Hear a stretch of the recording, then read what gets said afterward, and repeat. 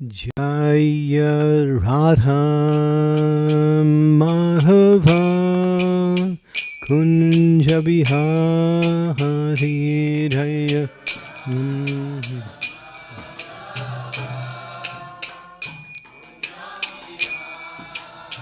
Jaya Radha Madhava Kunja Bihari Jaya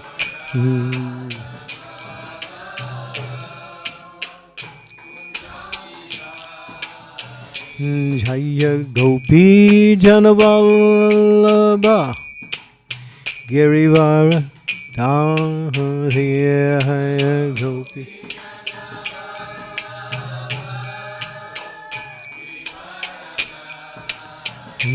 Jaya Gopi Janavallabha Girivara Jaya Gopi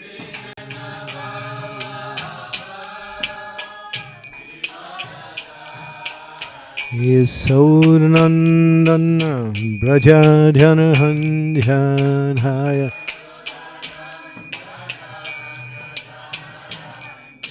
Jasodhanandana Brajadhanahandhanaya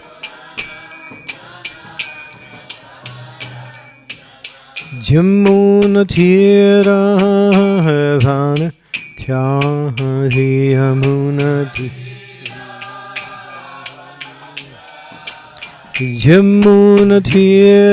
Jamunatirahavana Chahari Yamunati Jaya Radha Madhava Kunja Bihari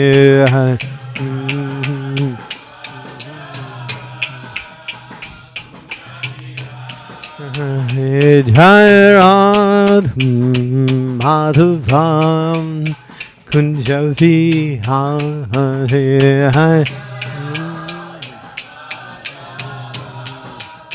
Kunja Bihari Jaya Gopi Janavallabha Girivara Jaya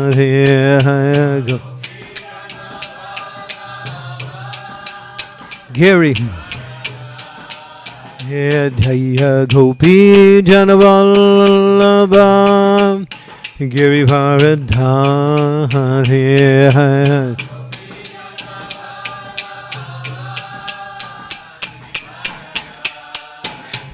Yasodhanandana Brajadhanahandhanaya Yasodhanandana Brajadhanahandhanaya Jamunatirahavana Chahari Yamunatira Jamunatirahavana Chahari Yamunati Hey Hare Jai Radha Madhava Kunja Bihari Jai Hey Kunja Bihari Hare Jai Radha Madhava Kunja Bihari Jai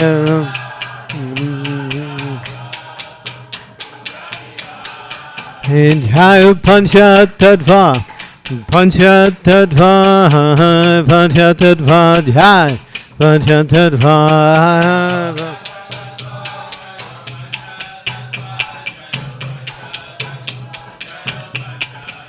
Jai Gaurani Tai Gaurani Tai Gaurani Tai Jai Gaurani Tai Boom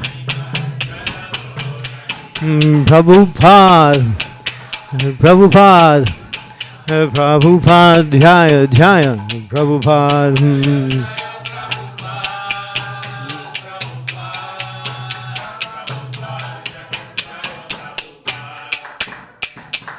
Gaur Premanande Srila Prabhupada ki Jai Hare Krishna Mahamantra ki Jai. Om Namo Bhagavate Vasudevaya.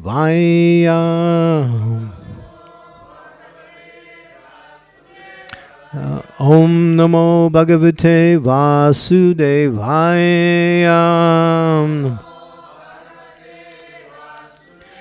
Om Namo Bhagavate Vasudevaya.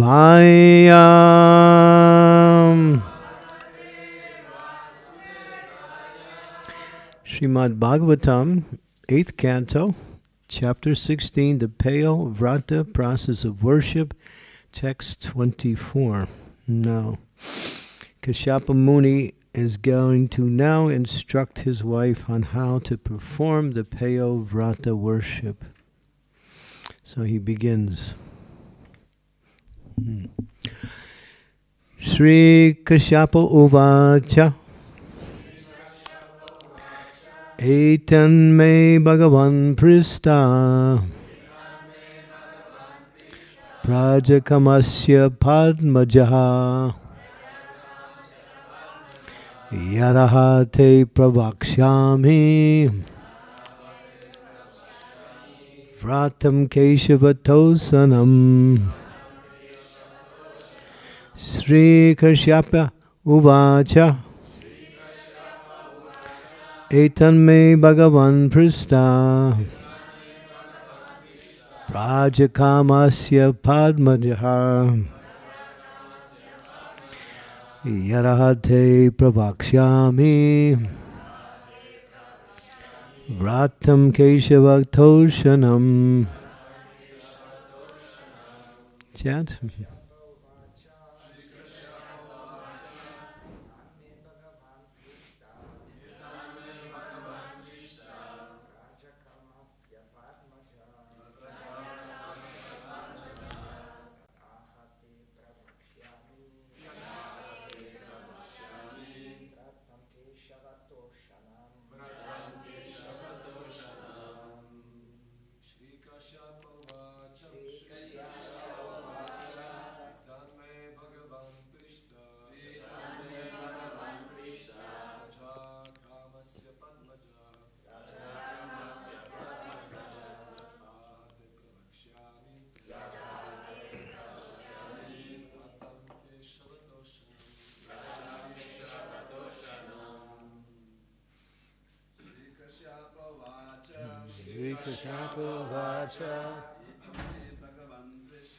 Etam me Bhagavan Prishta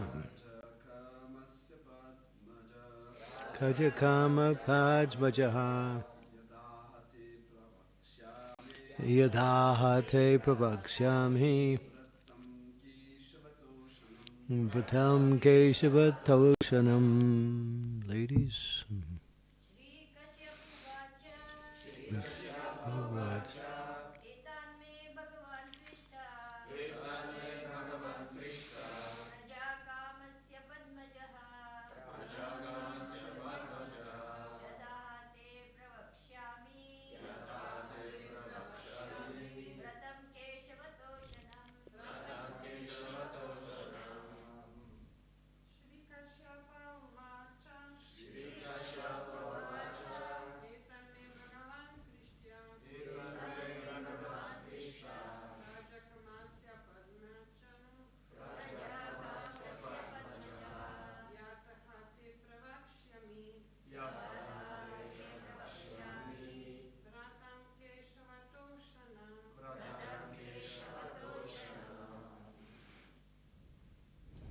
Anyone else? Sri Kashyapa Uvacha. Kashyapa Muni said, Etat, this, may, by me, Bhagavan, the most powerful, Prista, when he was requested, Praja Kamasaya, desiring offspring, Padmajaha, Lord Brahma, who was born of a lotus flower,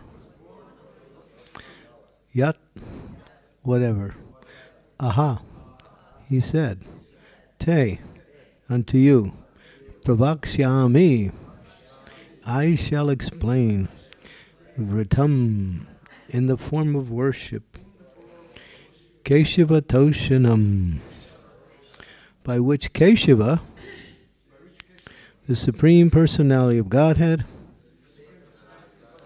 is satisfied. Translation, purport by His Divine Grace, A.C. Bhaktivedanta Swami Prabhupada Ki. Sri Kashyapa Muni said, when I desired offspring, I placed inquiries before Lord Brahma, who was born from a lotus flower. Now I shall explain to you the same process Lord Brahma instructed me, by which Keshava, the Supreme Personality of Godhead, is satisfied. Srila Prabhupada's purport. Here the process of devotional service is further explained. Kashyapa Muni wanted to instruct Aditi in the same process recommended to him by Brahma for satisfying the Supreme Personality of Godhead. This is valuable. The Guru does not manufacture a new process to instruct the disciple. The disciple receives from the Guru an authorized process received by the Guru from his Guru. This is called the system of disciplic succession. Evam parampara praptam emam rajasayo vidu. This is the bona fide Vedic system of receiving the process of devotional service, by which the Supreme Personality of Godhead is pleased. Therefore, to approach a bona fide Guru or spiritual master is essential. The bona fide spiritual master is he who has received the mercy of his Guru, who in turn is bona fide because he has received the mercy of his Guru. This is called the paramparam system. Unless one follows this parampara system, the mantra one receives will be chanted with no purpose. Nowadays, there are so many rascal gurus who manufacture their mantras as a process for material advancement, not spiritual advancement. Still, the mantra cannot be successful if it is manufactured. Mantras in the process of devotional service have special power, provided they are received from the authorized person. Om agyantimidandasya gyana jana salakaya chaksu unmilitam yena tasmai Shri Gurave namaha. Nama Om Vishnu Padaya Krishna Prastaya Bhutale Srimakti Bhakti Vedanta Swamin Iti Namine Namaste Saraswati Deve Gaurvani Pacharine Nirvisesa Sunyavadhi Pasyatya De Satarine Vanchakalpa Tarubhisyam Kripa Sindhu Pevacha Patitanam Pavanebhyo Vaishnavebhyo Namaho Namaha. Jai Sri Krishna, Chaitanya, Prabhu, Nityananda, Sri Advaita Gadadhar, Srivasadi, Gaur, Bhakta Vrinda, Hare Krishna, Krishna Krishna, Hare Hare, Hare Rama, Rama Rama, Hare Hare. So something very essential is being given to us here, and that is there is a process. There is a process. It's an authorized process. And that process is given by the Supreme Personality of Godhead for the purpose of satisfying the Supreme Personality of Godhead. Two things. The process and given by who? The Lord himself, and for the purpose of satisfying the Lord. So this process is authorized because it is coming from the Supreme Lord himself. And not only the process, but the goal of the process is also being given to please the Supreme Lord. In this process, it's mentioned here that there is a way by knowledge is transmitted. And that transmission is called the parampara system. That system which has become authorized by the Lord. Evaram parampara praptam, evam raja sayo vidu. Krishna says, when the parampara system is broken, he was speaking to Arjuna, I come to reestablish that. And you are the person who is now going to begin to relink the knowledge to the parampara system. And that was Krishna's statement to Arjuna. We don't find Arjuna within the disciplic succession of the Gaudiya Vaishnava, or do we find him in any system? But we understand one thing, that the systems branch off in different directions. And therefore, not only one person becomes a guru, but many persons can become guru from that same disciplic succession, and it branches in different directions. So what we have in our disciplic succession is the most prominent ones.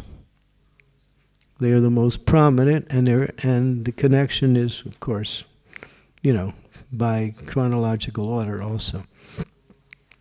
So Krishna not only establishes the system, but when the system is broken, he reestablishes it. How important it is to understand the transmission of knowledge.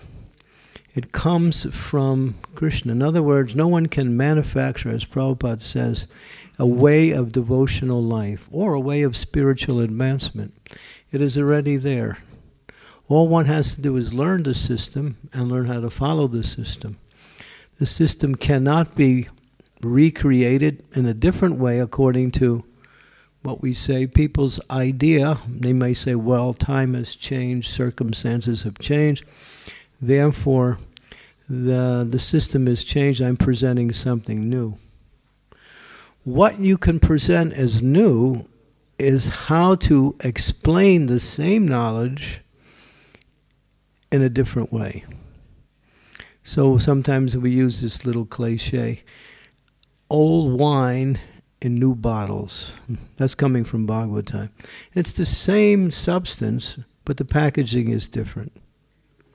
So this is what we have in modern society, is that those who follow the disciplic succession carefully think of how to present that same knowledge that was presented to them according to time, place, and circumstance. Therefore, it's not changing. It's simply understanding the mentality of the time and presenting it in that particular way without changing the essence. And the essence is always the same, is to worship the Supreme Personality of Godhead in devotion. That never changes like that. We see, and it even happened in our ISKCON movement, people get ideas, even these advanced devotees, on how to make it better. I don't want to mention any names, but I was directly, and I say directly, involved with such arrangements, where the idea was that the society is more Christian-oriented. It's not, people don't know much about India or the Vedic culture or, Vedic knowledge. So why not package it in a Christian package and slightly change it to give some Christian connotations and present the same knowledge like that? And that was done. It was done. It was tried. And at first, people thought, wow, that's a pretty good idea. But as time went on, we saw that the value of what Prabhupada had given us was being minimized by the principles of another tradition which were not pure devotional service, which were mixed devotional service, or more almost like karma kanda in that sense. So after some time, we saw the whole thing just collapsed because the authority wasn't there anymore. As soon as you break from the disciplic succession, I mean, just like a hand is very important because it serves the body in so many nice ways and it's necessary. But if the hand is cut off, although it looks like a hand, it can't do any of the work of a hand because it's not connected to the source anymore. So a person may come up with ideas, and this happens a lot. In fact, it's quite fashionable in Kali Yuga, to create something new. And Srila Prabhupada very much cautioned us not to do this. And he made this a point in many of his talks and lectures.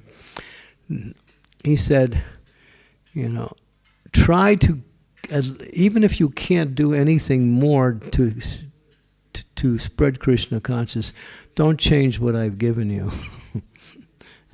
Don't change what I've given you. And this is very important because not only gives it authority, but it connects itself to the source. Without that authoritative connection, just like if you have just like an electrician, sometimes he sees that the electrical socket is not working. So he knows, he can see the wire is connected to the socket, but he can't see where the break is.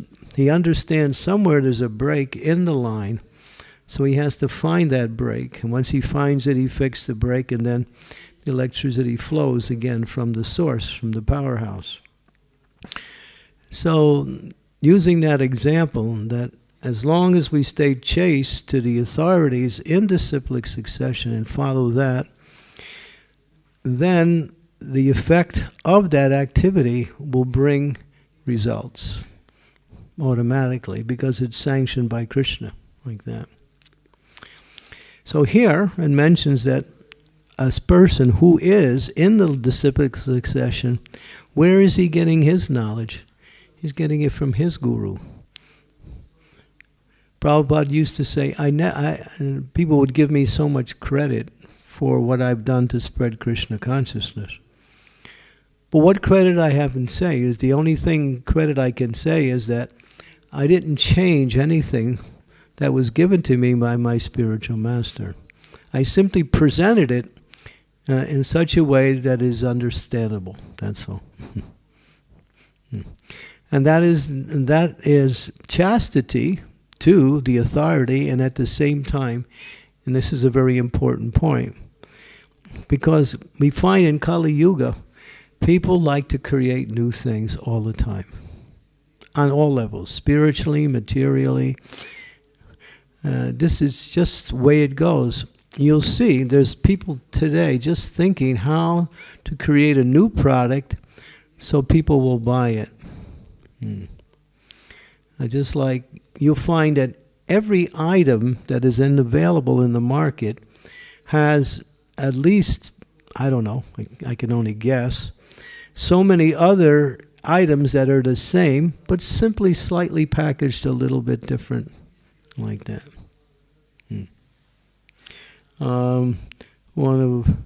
One of my dear godbrothers, he was doing some construction work, so he needed some tile glue for putting the tiles on the floor.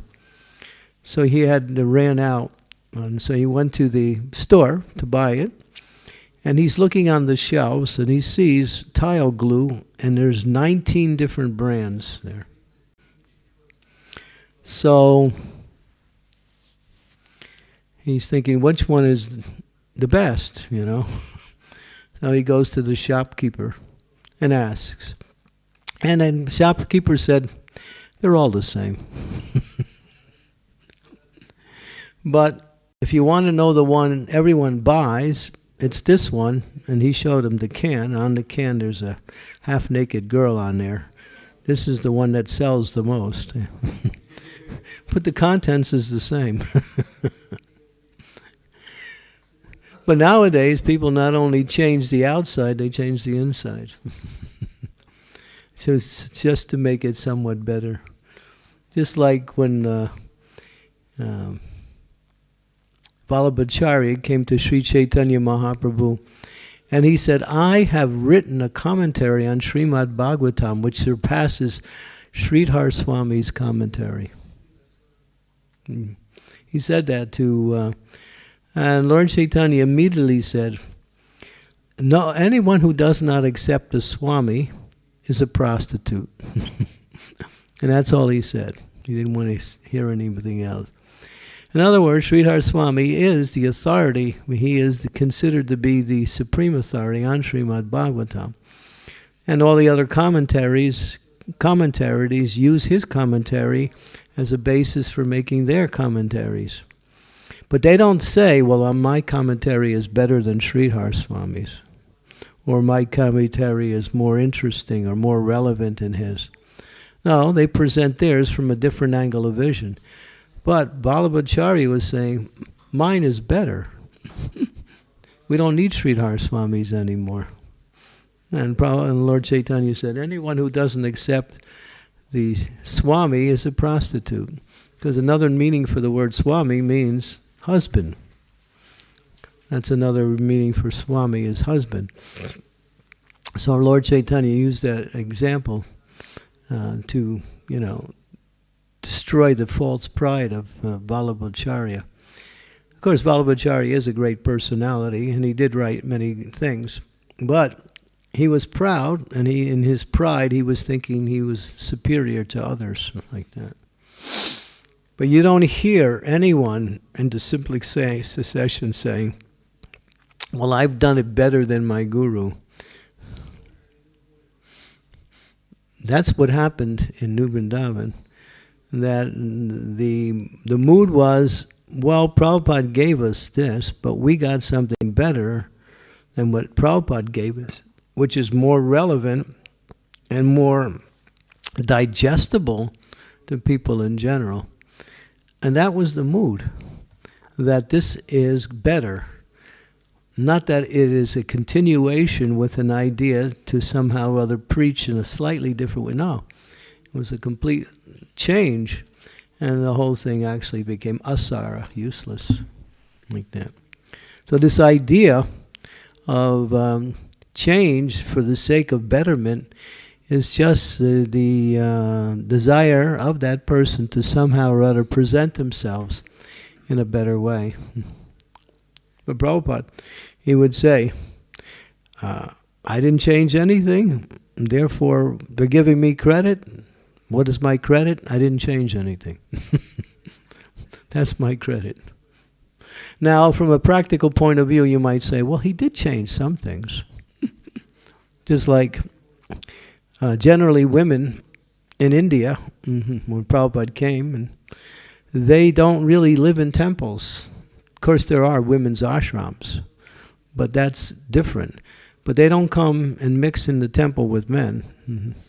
They can come to visit the temple, and they can worship the deity, but they can't live. There's no such thing as brahmacharini ashram. Except in the women's ashrams, which are retired ashrams in the holy places, generally. But Prabhupada allowed women to come into the temple and take equal status in the worship and in the service with the men. Why? Because he saw that this is the culture. In order to preach in this particular culture, he understood that he had to make this adjustment. Now, Bhaktisiddhanta, he didn't come to the West, so what Prabhupada did, so the adjustment was not in the philosophy, but it was in the practical application of the organizational way of how devotional service is to be done. So that was Prabhupada's adjustments, and he did that on a few levels also. And he said, because of that, I have become successful in spreading Krishna consciousness. And so this idea of keeping the principle of Guru Parampara is such an important part here, because you'll see what Prabhupada is saying here. It is authorized by Krishna. It was given to him by Brahma, Brahma taught it to him. Now he's teaching the same thing to his wife Aditi without any change. And what is the result? That if you follow it accordingly, you will please the Supreme Personality of Godhead. Haritoshanam. That's the goal, to please the Supreme Personality of Godhead. Prabhupada would explain, when someone asked him, what is the most important verse in the Srimad Bhagavatam? He would point to that verse from the first canto, second chapter. I can't remember the verse, but the last two lines are Hari Toshanam. Hari means the Supreme, and Toshanam means one who gives pleasure to the Supreme.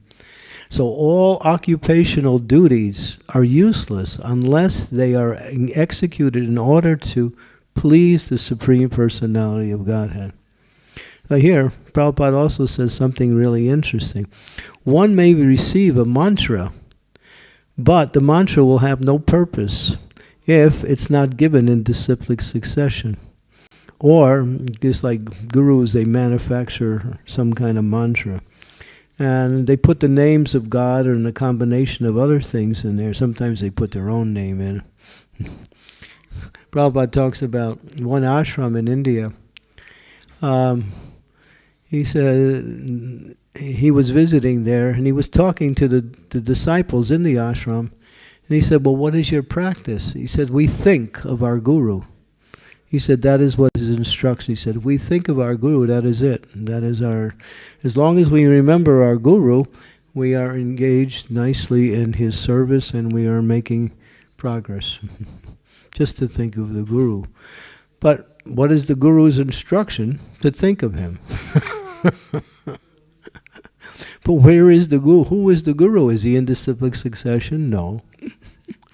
He's a manufactured guru who has come up with, he has mystic power, he has some Shakti, and he speaks and people come and then they get involved and then whatever he tells them, they follow. Because people don't have any understanding. Therefore, before you take a spiritual master, and this is important, you have to learn what is a disciple and what is a spiritual master. There's one particular book that was compiled. What it is a compilation of all of Prabhupada's statements. Jai Sisi Panchatattva. This book was a wonderful book. I used to make this book a required reading for all my disciples before initiation. It's called The Spiritual Master and the Disciple. And what it is, it's a compilation of all of Prabhupada's statements on Guru Tattva, put into categories within the larger category. And then these are verses from the Bhagavatam, verses from other scriptures also. And it's all about what is the duty of a disciple, what is the relationship between a disciple and a guru, what is the relationship between a guru and a disciple. And that knowledge is fundamental, because when you take a spiritual master, you should know what you're getting into. And not just, well, he's cool, he speaks nicely. He's a guru kula, cool guru. Yeah, so there was one person that they gave that one guru. They gave him that name. They called him Guru Kula because he's a cool guru. But they, because he speaks nice, he dances nice, he's got this whatever Shakti, and but that's not the criteria. The criteria for accepting a spiritual master is: will this person take me back to Godhead? Is he qualified to take me back to Godhead? And therefore, in the Hari Bhakti Vilas, which was instituted by Sri Chaitanya Mahaprabhu, who told Sanatana Goswami, speak about what is a disciple and what is a guru, and also give an understanding of how to give that understanding. In other words, a time period.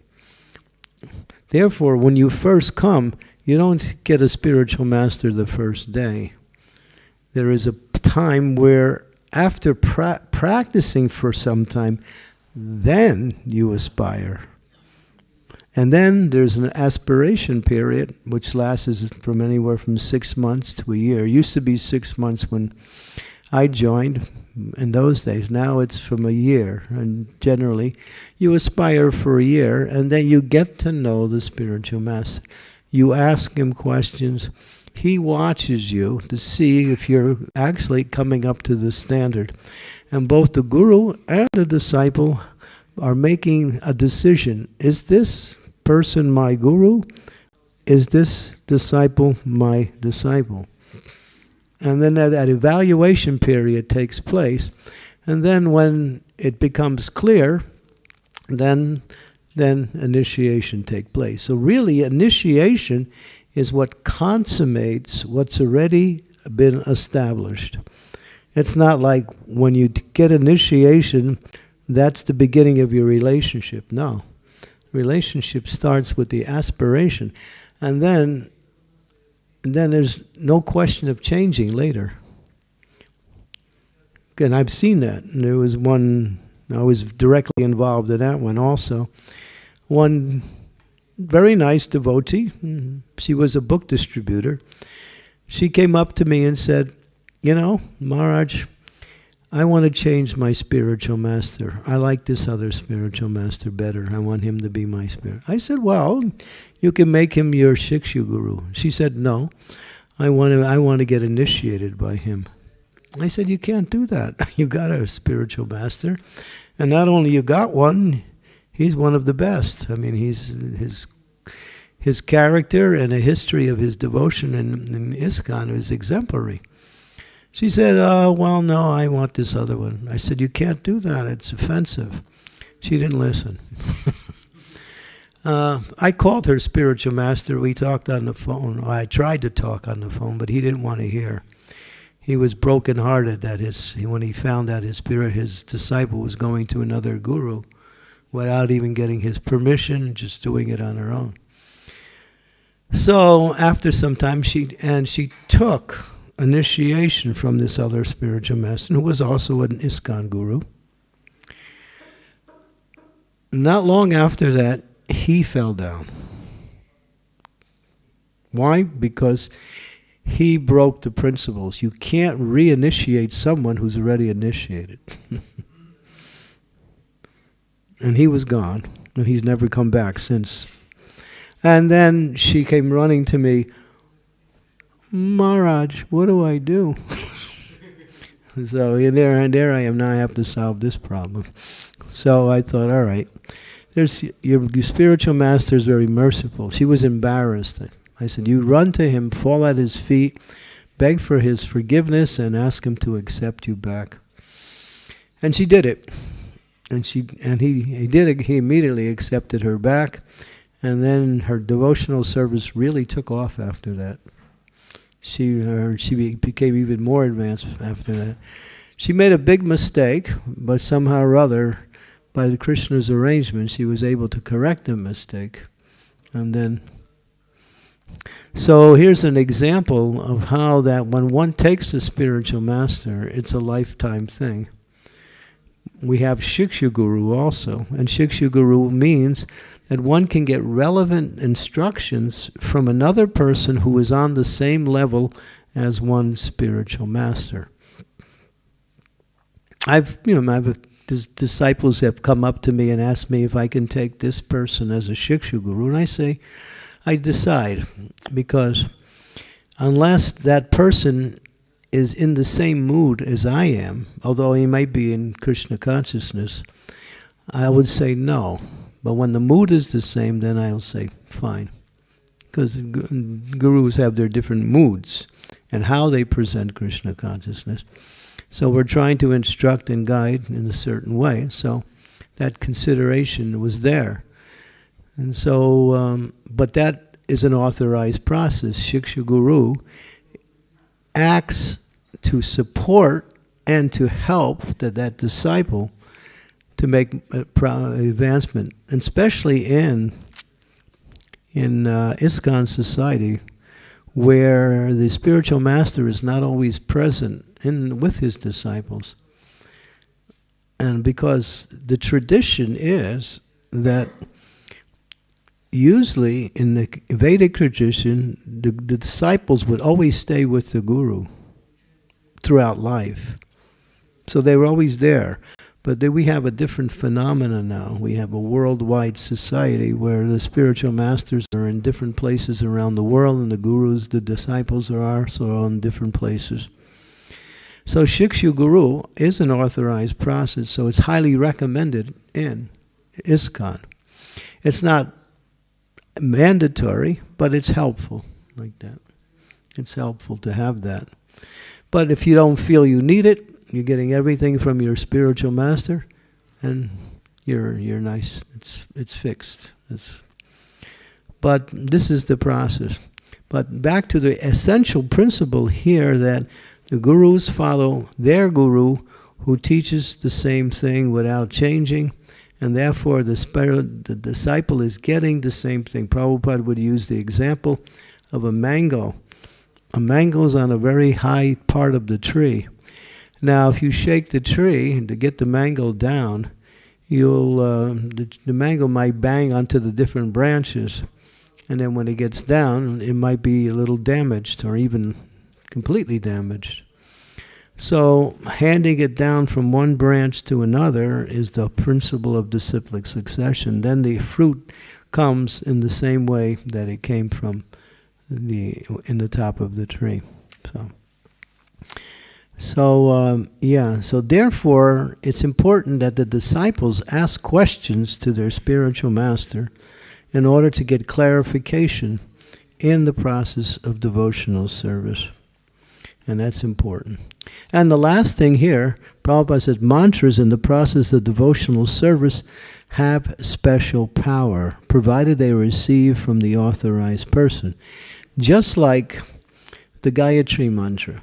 You can find the Gayatri Mantra written in books, but you can't chant Gayatri Mantra and expect to get the benefit of Gayatri Mantra unless it's given to you by the spiritual master. That is called Guru Mantra. Sometimes people want to know what is Guru Mantra. Guru Mantra is Gayatri Mantra. The Hare Krishna mantra is available for everyone. Everyone can chant Hare Krishna, even those who are not devotees. But for actually making further advancement, that Brahminical initiation is given, and then one gets Guru Gayatri, or he gets Gayatri from Guru, and then one can increase the quality of their devotional service through the power of proper chanting of the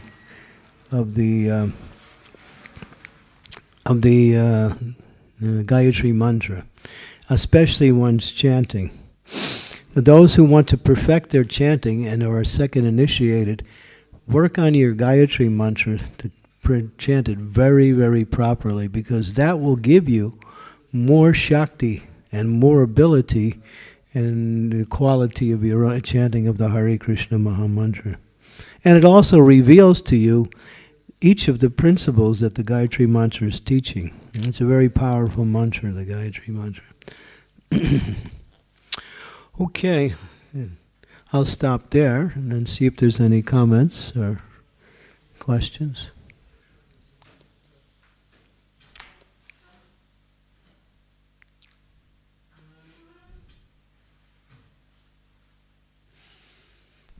We got Marco? Yeah.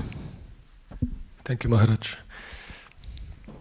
So do we actually have a diksha parampara? Because they say that we have that shiksha is the one that comes to this. Our parampara system is mostly shiksha. And how it works is that personality who is prominent in transmitting the knowledge at that particular time becomes the next in the line of the parampara system.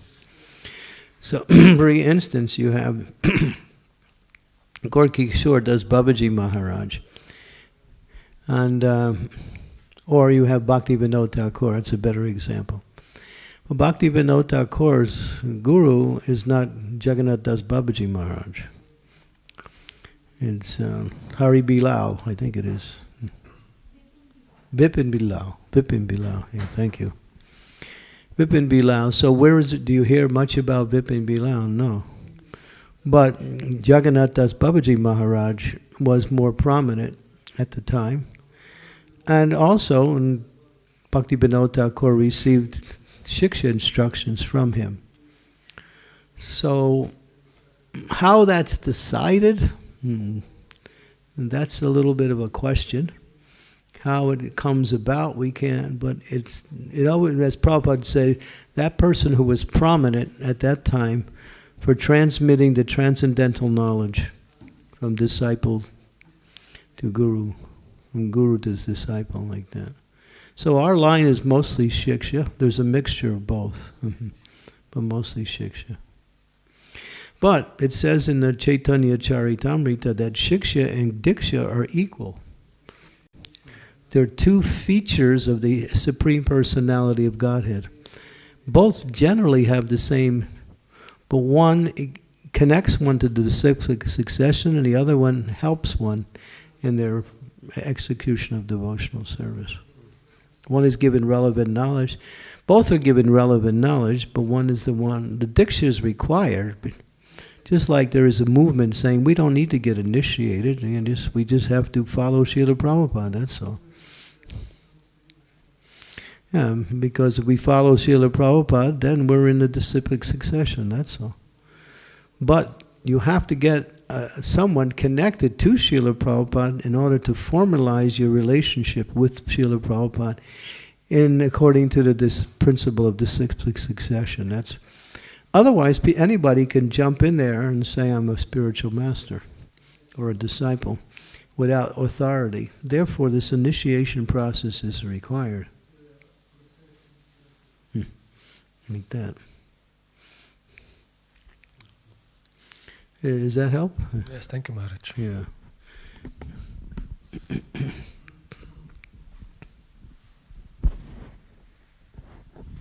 Thank you, Guru Maharaj, for this really important class for us to understand the principle of Guru Tattva. I think clarity on this issue is very important, especially for all of us, and especially for our new bhaktas and bhaktins. So thank you for pointing out that we should be well versed in understanding what is disciple, what is guru, what is the duties, responsibilities, so that we are very clear when we take initiation. Yeah, some people think, as long as I give him a gift on his birthday, that's good. That's it. I'm there for Vyasa Puja every year. I always show up. And I see, well, he has socks with holes in them. I give him some new socks, and boy, that's great service. Huh? I must be one of the more advanced disciples.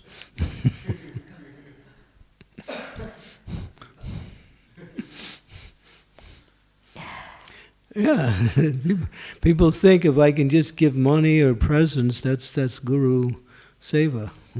It's not.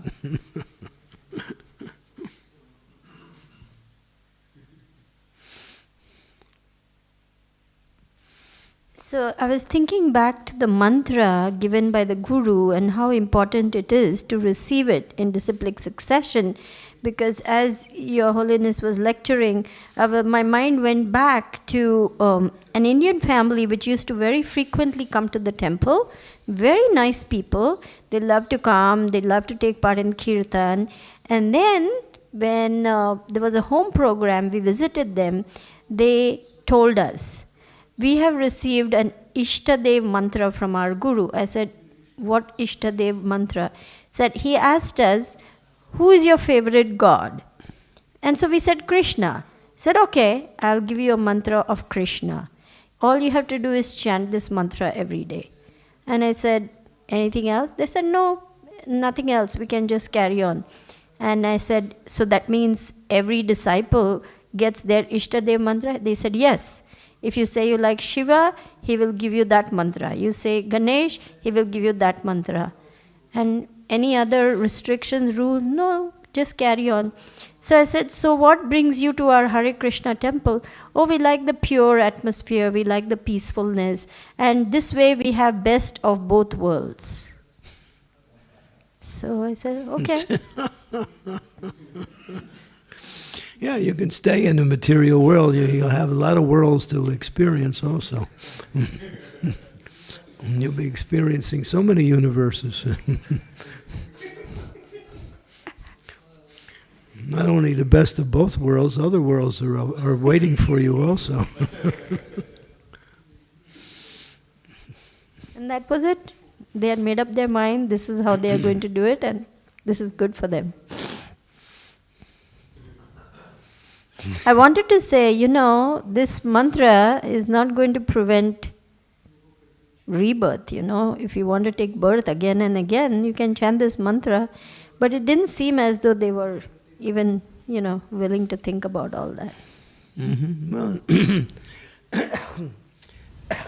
this is Kali Yuga. There's always somebody else ready to manufacture a process. Prabhupada used to say there is a Jagat Guru. He's coming every day from India to the West. And then Prabhupada was being facetious. And what he was saying is that, India, many of them think, oh, the West is a good place. People will be, I can have disciples, I can have followers, I can have so many things. And so they see what the other gurus have done, and they kind of like get inspired by that, and then they add their own little program to it to make it unique. And then they go out and preach this stuff. And some of them have Shakti, and some of them have some ability. They also maybe know the Shastras, at least memorized it, maybe not know it, but memorized it. And then they get a following. It says, this is Kali Yuga. That's why why is Prabhupada making these points in these purports all the time? And in his lectures, because it goes on all the time. Prabhupada said, it's the birthright of every living entity to come in contact with a bona fide guru and execute the process and become successful. Now that birthright has been usurped by these cheaters. Instead of giving them the genuine stuff, they're giving them something different. And people, because they don't know what is a real spiritual master, they go by the external appearances or some show of words. But a guru has to be an acharya. Acharya means he's following his guru and he's also practicing what he preaches. It's not that you simply preach and you don't practice, Then that is called pretense. Acharya means by example. So if the guru if he's saying one thing and he's doing something different, then that's not acharya, and that's not guru.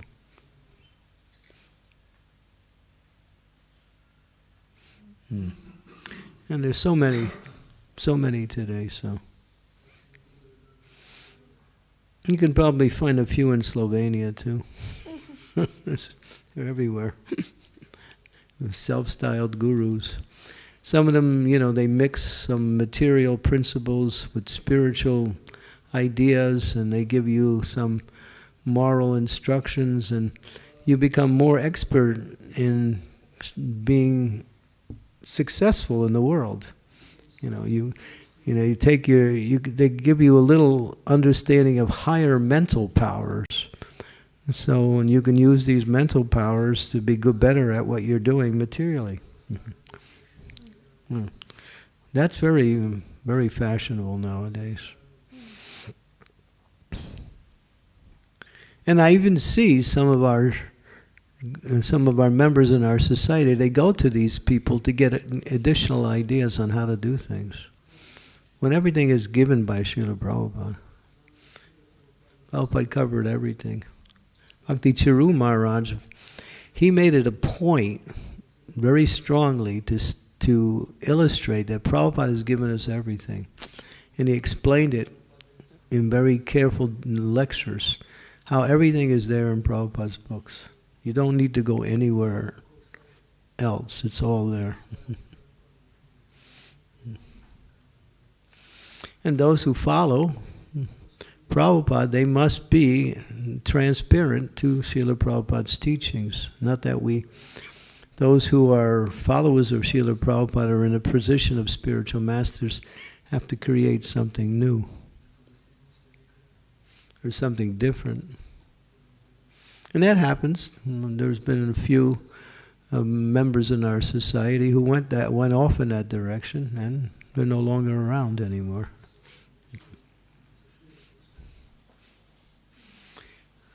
This is very essential, this principle here. Both mantras and gurus have to follow the system as given by the Supreme Lord Himself. He is the author of this Param system. Krishna. It's coming from Krishna. And what did Sri Chaitanya Mahaprabhu do? He was the Supreme Personality of Godhead. He took a spiritual master. Ishwara Puri. Krishna took Sandipani Muni. The Supreme Lord Himself, who is the source of all spiritual masters, when He comes to this world to teach us, He shows by example the importance of taking a spiritual master, although He doesn't have to. That's how important it is. So why are people so ready to take on these cheater gurus? Because they give them something material, because that's what they want. Prabhupada used to say, if you want the real thing, you'll get the real thing. If you want something less, you'll get that. You get a spiritual master according to what you want. If you want to be materially happy and spiritually advanced at the same time, there'll be a guru who will give you something similar to that. No, there's all kinds of gurus. 108 varieties. Just like you go to the store and you see how many different kinds of shoes there are. There's even more gurus than styles of shoes. So-called gurus. You have to be careful. That's why if we stay chaste to Srila Prabhupada and follow him carefully, then when we hear something from an outside, it's clear that it's either bona fide or not bona fide based on what Prabhupada has given us. And Prabhupada has proved he's a spiritual master. He's shown by his example and by his ability to make other devotees pure devotees also. He's not only a pure devotee, but he's also created other pure devotees. That's the evidence that Srila Prabhupada is a powerful spiritual master.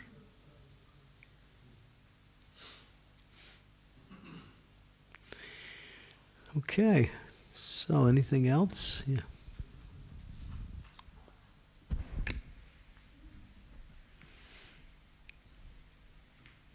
Oh yeah, we have Ananta Prabhu. Hare Krishna Maharaj, thank you for this pointing out this very important topic about Guru Tattva. And you mentioned mentioned a reference from Sri Chaitanya Charitamrita about Shiksha and Diksha Guru being non-different. It's the same Guru Tattva, right? And it seems that in ISKCON this principle that Shiksha Guru is this equal is not so much understood or applied. Yeah. It seems that the emphasis on the Diksha Guru is highly unbalanced. according to the comparing to the shiksha, and sometimes then we have this situation that you mentioned already, that we have devotees, disciples who just hear from Diksha Guru and they don't recognize or aware of Shiksha network devotees which usually are most prominent in their lives. Right? From the beginning, only Shiksha network is cultivating devotees from the very beginning, right? From the preachers, from the senior and peer devotees. And we have this book of Shiva Maharaj, Shiksha Guru, and especially I will emphasize Pavart Martin. What is that? Pavart? What is it called? The guru who you first person you. Vartma Pradarshika. Yeah. That's also a guru. Yeah, right. So and also I will emphasize the ISKCON disciple course, which manifested because of this unbalanced situation and the need that the devotees can understand the Guru Tattva in a very balanced way. This topic is very much... I agree with you 100%. Shiva Ram Maharaj, many years ago, made a proposal to formalize Shiksha in our society. And he wrote a book on it called Shiksha Guru. He wanted to make it just as formal as the Diksha type of initiation. But it didn't go. It was rejected. I don't even know the reasons why it was rejected. We could come up with some reasons, but that imbalance is there, and it's making our society weak. Making our society weak. Because Maharaj's point was, if you hear from others, and it's not done in a formalized way, then you can choose and not choose. But when you choose your Shiksha Guru, and it becomes formalized, just like you formalize your relationship with your Diksha Guru, then the instructions become just as important as the instructions of the Diksha Guru. But there's an added principle where Shiksha Guru's instructions can never be contrary to Diksha Guru, and has to be validated by Diksha Guru if there's some question that there is some differences. That has to be validated.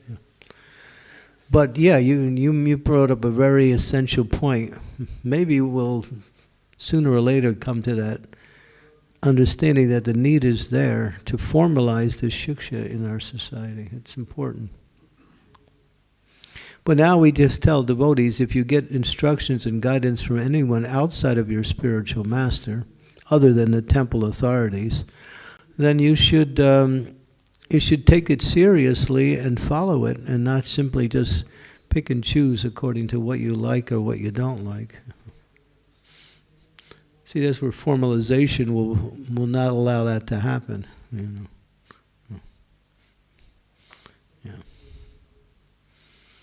So I recommend disciples to find Shiksha Gurus because it helps me. Because otherwise I have to worry about them all the time. And then it becomes hard.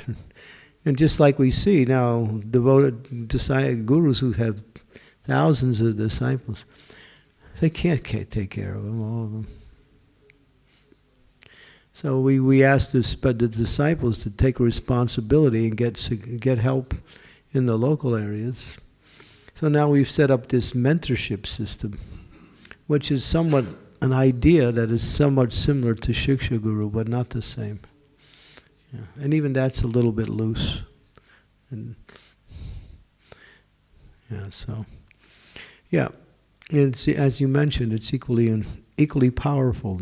Guru, Shiksha and Diksha Guru are equally powerful.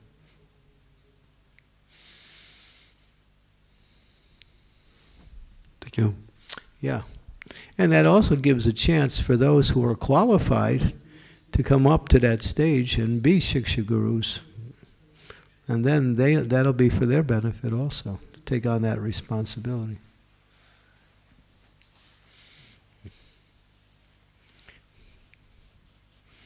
Does that help? I don't know. Yes, thank you. I think I was just it's a big topic, yes. It's a big topic. I was just repeating what you said, basically. Yeah. Guru Maharaj, I have a question about, Shiksha Guru. We would like that all our bhaktins, bhaktas, everybody takes on a mentor and works with the mentor, and that way they help the Guru ultimately from whom they're taking shelter. But what is the agreement between the bhaktin and the mentor in terms of following the instructions? Because if I'm a bhaktin and I say, well, I don't like this instruction, you're not my guru, you're just my mentor, then the whole thing gets diluted, isn't it? Well, why take on a mentor if you're not going to follow it? Right. It's kind of hypocritical. The purpose of having that relationship is to follow. Okay. You can question the instructions or the guidance, but you can't reject it. You can question it for clarification or for adjustment, but you can't reject it. Right. Okay. Thank you. Okay, thank you very much. Srimad Bhagavatam ki jai, Srila Prabhupada ki jai.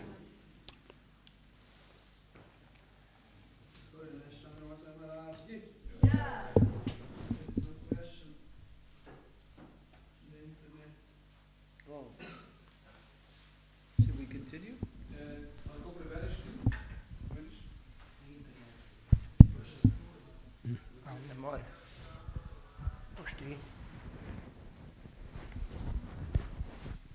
Should we continue? I will read this.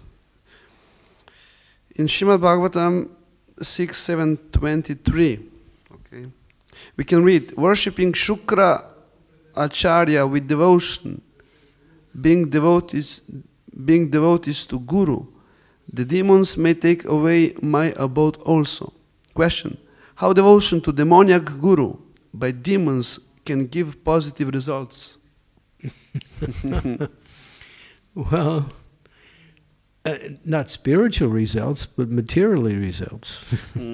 That's what they're getting, material results. He's a material guru.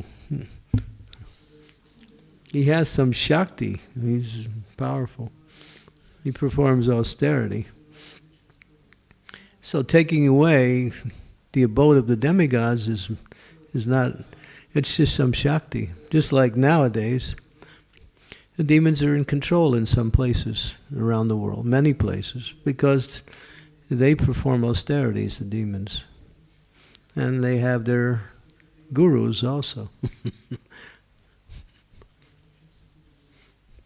Just like we have our disciplic succession, the gurus have their, what they call hierarchy. Yeah, one level, and there's a higher level, and then you have like that. So you have people who are very demoniac, who are very powerful. And as Prabhupada says, they are very intelligent materially. And Prabhupada uses the word duskritina, intelligent with the wrong purpose, but they're intelligent. Just like what's going on in the world today now. Many of it's orchestrated by the demons, but it's very intelligently orchestrated. Extremely intelligently orchestrated. Because they think these things out, and they know how to manipulate material energy. Like that. And they also worship. They have their deities they worship. They worship ghosts, they worship spirits, they worship, sometimes they worship Shiva. Shiva also accepts worships from the demons. They get their power.